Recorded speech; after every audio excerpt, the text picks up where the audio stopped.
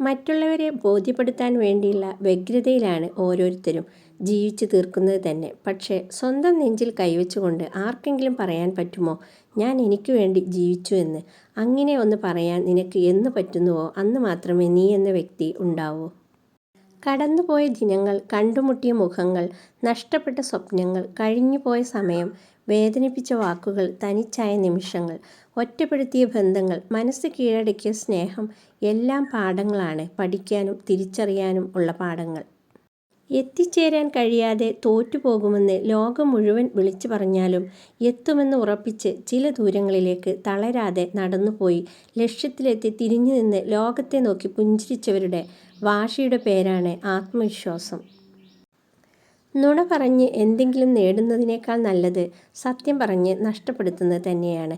സത്യം കൊണ്ട് ആത്മസംതൃപ്തി നേടുന്നതിനോളം നല്ലതില്ല. കള്ളം പറഞ്ഞ് ജീവിതകാലം മുഴുവൻ ആത്മനിന്ദ അനുഭവിക്കാതിരിക്കുന്നത് തന്നെയല്ലേ നല്ലത്. എല്ലാ ബലഹീനതകളും വലിച്ചെറിയുക. ശരീരം ശക്തമാണെന്ന് നിങ്ങളുടെ മനസ്സിനോട് തന്നെ പറയുക. അത് ശക്തമാണെന്ന്. ഒപ്പം അതിരുകളില്ലാത്ത വിശ്വാസവും പ്രതീക്ഷയും നിന്നിൽ ആവാഹിക്കുക, അർപ്പിക്കുക. എന്നാൽ നിങ്ങളെ പരാജയപ്പെടുത്താൻ ഒന്നിനുമാകില്ല. യഥാർത്ഥ സ്വഭാവം മറച്ചുവെച്ച് മറ്റുള്ളവരുടെ പ്രീതിക്കായി അഭിനയിക്കുന്നതിനേക്കാൾ അവനവനെ തുറന്നു കാട്ടി ജീവിതം തുടരുക. ഇഷ്ടപ്പെടുന്നവർ ഇഷ്ടപ്പെടട്ടെ, വെറുക്കുന്നവർ വെറുക്കട്ടെ. ആരുണ്ടായാലും ഇല്ലെങ്കിലും ജീവിതം മുമ്പോട്ട് പോവും. ഒന്നിനു മുന്നിലും പരാജയപ്പെട്ടിട്ടില്ല എന്നതിനേക്കാൾ എത്രയോ മനോഹരമാണ് ഒരു പരാജയത്തിലും തളർന്നിട്ടില്ല എന്നത്. അപൂർവം ചില മനുഷ്യരുണ്ട് നോവുമ്പോൾ മരുന്നുകളേക്കാൾ ആശ്വാസമാകുന്നവർ. ഒരുപാട് ദൂരെ ഇരുന്നാണെങ്കിലും അത്രമേൽ ഇഷ്ടത്തോടെ നെഞ്ചോട് ചേർക്കുന്നവർ. വാതോരാതെ സംസാരിച്ച് കണ്ണീരിനെ പുഞ്ചിരിയാക്കുന്നവർ. ശരിയെന്ന് ഉറപ്പുള്ള കാലത്തോളം നിന്റെ തീരുമാനങ്ങളിൽ ഉറച്ച് മുന്നോട്ട് പോവുക. കാരണം മുന്നോട്ടുള്ള നിന്റെ ജീവിതം നീ തന്നെയാണ് ജീവിച്ചു തീർക്കേണ്ടത്. അഭിനയം കൊണ്ട് വഞ്ചന വിതയ്ക്കുന്നവർ ഒരിക്കലും മറ്റുള്ളവരുടെ വേദനകളെക്കുറിച്ച് ചിന്തിക്കില്ല. അങ്ങനെയുള്ളവരുടെ മുമ്പിൽ വീണു പോകാതിരിക്കുക. അവർക്കൊക്കെ നമ്മൾ അടുത്ത കഥ തുടങ്ങും വരെയുള്ള കഥാപാത്രങ്ങൾ മാത്രമാണ്. പലപ്പോഴും പ്രതീക്ഷിക്കാത്ത കരങ്ങളാവും നമുക്ക് താങ്ങായി വരാറ്. അതുപോലെ നമുക്കിട്ട് താങ്ങുന്നതും പ്രതീക്ഷിക്കാത്തവർ തന്നെയാകും. ചിലരുണ്ട്, അവർക്ക് മറ്റുള്ളവരെ സ്നേഹിക്കാൻ മാത്രമേ അറിയുകയുള്ളൂ. അവർ എടുത്തുചാട്ടക്കാർ ആയിരിക്കും, മുൻകോപികളായിരിക്കും, എല്ലാം തുറന്നു വിളിച്ച് പറയുന്നവരായിരിക്കും. എന്നാൽ അവരെ പോലെ ജീവിതത്തിൽ ഒറ്റപ്പെട്ടവർ വേറെയുണ്ടാകില്ല. ചില ചതികളിൽ നാം ദുഃഖിക്കുന്നത് ചതിക്കപ്പെട്ടത് കൊണ്ടല്ല, നാം ഒരുപാട് സ്നേഹിച്ചവരാണല്ലോ നമ്മെ ചതിച്ചത് എന്ന വേദന കൊണ്ടാണ്. ഒരാളെപ്പറ്റി ഒന്നും അറിയില്ലെങ്കിലും ചിലർക്ക് അവരെ നാണം കെടുത്തുന്നതിലും അപമാനിക്കുന്നതിലും നല്ല അറിവാണ്. അതുപോലെ ഒരു വിഷയത്തെപ്പറ്റി ഒന്നും അറിയില്ലെങ്കിലും അതിനെപ്പറ്റി ആധികാരികമായി പറയുന്ന എട്ടുകാലി മമ്മൂഞ്ഞുമാരാണ് മറ്റു ചിലർ. സ്വന്തമായി നിലപാടുകൾ ഉള്ളവർക്കേ ശത്രുക്കൾ ഉണ്ടാകൂ.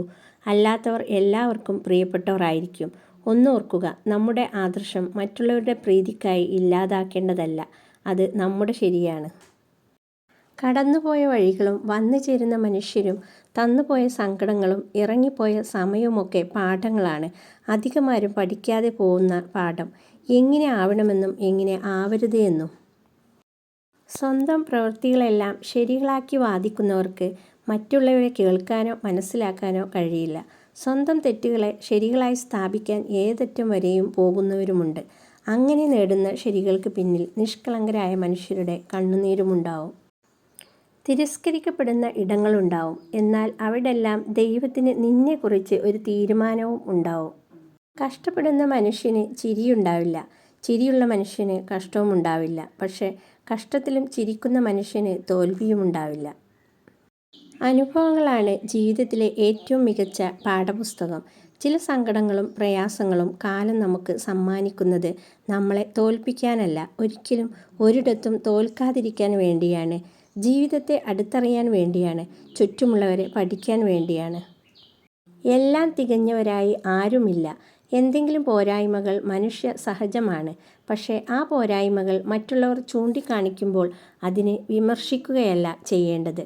അത് ഉൾക്കൊള്ളാൻ കഴിയില്ലെങ്കിലും അതിനെ വിലയിരുത്തപ്പെടാൻ ശ്രമിക്കുകയെങ്കിലും ചെയ്യാം. അമിതമായ സ്നേഹമാകാം, അമിതമായ വിശ്വാസം പാടില്ല. അത് മക്കളായാലും മറ്റുള്ളവരായാലും. കാരണം വാക്കുകളിലൂടെ പുറത്തേക്ക് വരുന്നതൊന്നും പ്രവൃത്തിയിൽ ഉണ്ടാകണമെന്നില്ല. യഥാർത്ഥ സ്നേഹമുള്ളിടത്ത് ഒരിക്കലും വേദന വരില്ല, എല്ലാം സുഖപ്പെടുത്തുകയേയുള്ളൂ. അവിടെ ആശയക്കുഴപ്പം ഉണ്ടാവുകയില്ല, വ്യക്തത കൊണ്ടുവരും. അവിടെ നിങ്ങളുടെ ഉറക്കം നഷ്ടപ്പെടുകയില്ല, സുഖമായ ഉറക്കം കൊണ്ടുവരും. യഥാർത്ഥ സ്നേഹമുണ്ടെങ്കിൽ അത് തെറ്റായ അനുഭവങ്ങളെ തുടച്ചു നീക്കും. ശരിക്കും പ്രശ്നങ്ങൾക്ക് കാരണം യഥാർത്ഥ സ്നേഹം ഇല്ലാത്തതാണ്. പുറകിലുള്ള മോശം കാര്യങ്ങൾ മാത്രം നോക്കിക്കൊണ്ടിരുന്നാൽ നിങ്ങൾക്ക് മുന്നിലുള്ള നല്ല കാര്യങ്ങളൊന്നും കാണാൻ കഴിയില്ല. കാരണം മുന്നോട്ടുള്ള ഓരോ നിമിഷങ്ങളാണ് നിങ്ങളുടെ ഇനിയുള്ള ജീവിതം. നിരാശപ്പെടേണ്ട. നമ്മൾ ഇന്ന് മറികടക്കുന്ന ഓരോ വേദനയും നാളെ നമുക്ക് വളരാൻ വേണ്ട കരുത്ത് നൽകും. ദൈവം നൽകിയതാണ് ഈ ജീവിതം, അതിലുറച്ചു വിശ്വസിക്കണം. എവിടെയാണോ ജീവിക്കുന്നത് അവിടം മനോഹരമാക്കണം. അതിനുള്ള കഴിവും ബുദ്ധിയും ദൈവം നമുക്ക് തന്നിട്ടുണ്ട്. തെറ്റിദ്ധരിക്കുന്നവരെ ഞാൻ തിരുത്താൻ ശ്രമിക്കാറില്ല.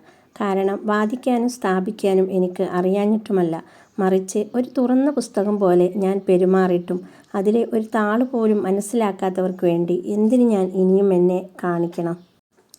ആർക്കും കൊടുക്കാത്തൊരു സ്നേഹം നമ്മളൊരാൾക്ക് നൽകുമ്പോൾ ആരും തരാത്തൊരു സങ്കടം തിരിച്ചു തരാനുള്ള അവസരം കൂടിയാണ് അയാൾക്ക് നൽകുന്നതെന്ന് ഓർത്തു വെക്കുന്നത് നല്ലതാണ്. ഹൃദയം വളരെ മികച്ച ഒരു വളക്കൂറുള്ള മണ്ണാണ്. അവിടെ നാം എന്ത് നട്ടുപിടിപ്പിച്ചാലും, സ്നേഹമായാലും വെറുപ്പായാലും ഭയമായാലും പ്രതീക്ഷയായാലും പ്രതികാരമായാലും അസൂയ ആയാലും അത് തീർച്ചയായും വളരുകയും ഫലം നൽകുകയും ചെയ്യും.